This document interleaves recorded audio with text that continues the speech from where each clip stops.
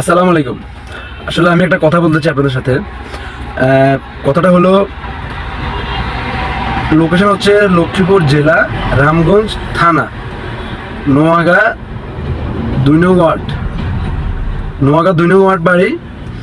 আমাদের একজন ড্রাইভার ভাড়া মারতে যায়, ওখানে ভাড়া মারতে যায়। যাওয়ার পরে একটা বাচ্চা, ওনারা বলতেছে হারিয়ে যায়, কিন্তু বাচ্চাটা হারার মতো কোনো ইয়ে নাই, ও হারায় নেই। ও একটা মেয়ে নিয়ে বাইকে চলে গেছে গা, একটা মেয়ে নিয়ে বাইকে চলে গেছে গা। ওনারা ওই হয়রানির কারণে আমাদের যে ড্রাইভার সাহেব ছিলেন, ওই ড্রাইভার সাহেবকে ওনারা থানায় মামলা করে হয়রানি করে আমাদের স্ট্যান্ডের মালিক সমিতি, ড্রাইভার সমিতি যারা আছে সবাইকে ওনারা হয়রানি করছে। এবং এটার আমরা তীব্র নিন্দা জানাই। এবং এটার আমাদের অনুরোধ, ওনার ফ্যামিলি, ওই যে ওই পোলার ফ্যামিলি আর ওদের সাথে যারা জড়িত ছিল, ওদের সবাইকে আইনের আওতায় আনা হোক। এটা আমাদের একটা, আমরা এটা চাই, একটা বিচার, আমরা একটা বিচার চাই। এটা আইনের আওতায় ওনাদেরকে জিজ্ঞেস করা হোক। এবং আমাদের ড্রাইভার সমিতির, মালিক সমিতির, ড্রাইভার সমিতির সবাইকে, এবং ওই ড্রাইভার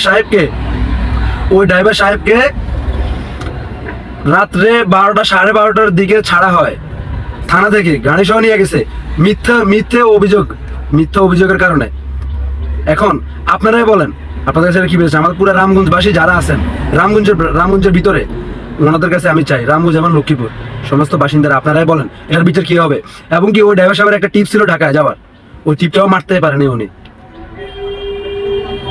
হয়রানি করছে, আমরা বিচার চাই। বাট ওই ছেলেটা ওখান থেকে, ওনারা বলতেছে ড্রাইভার সাহেব নাকি কিডন্যাপ করছে। ড্রাইভার সাহেব আসলে ওটাতে ছিল না। আর মূল কথা হলো, ওই ছেলেটা আপনার একটা মেয়ে নিয়ে বাইকে চলে যায় সদরঘাট। তখন সদরঘাট ধরা খায়, ওনাদের কোন কারখানায় মনে হয় ধরা খাইছে। ওই ফোনে আলাপ হয়ে তারপর দেখে যে ওই জায়গায় গেছে, মেয়ে নিয়ে বাইকে গেছে। আগে নিজের পোলারে ঠিক করেন, তারপরে আরেকজনের ইয়ে করেন। নোয়াগাঁর বাসিন্দা অবশ্যই দেখবেন ভিডিওটা। আপনারা যারা ওই যে ছেলের গার্জিয়ান, যারা সহযোগিতা করছেন, ভিডিওটা অবশ্যই তারা দেখবেন, তখন বললেন।